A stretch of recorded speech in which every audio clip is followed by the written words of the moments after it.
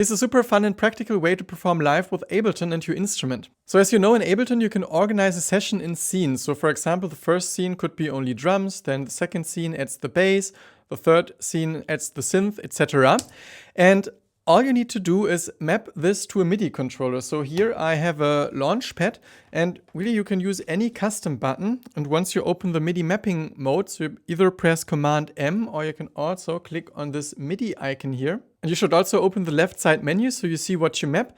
You have some buttons here. This one is the play button, the trigger scene button that you map to one button on your launchpad or your controller.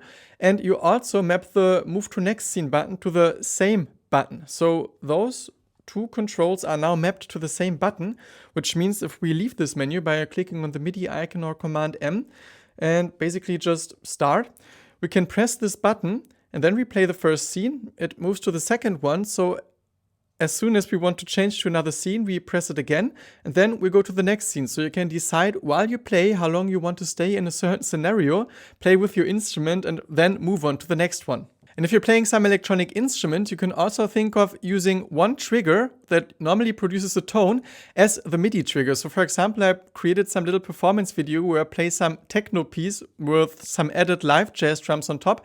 And with my eDrum kit, I actually muted the crash cymbal. And all the time I hit the crash cymbal, I basically trigger the next scene. And here's some example of that.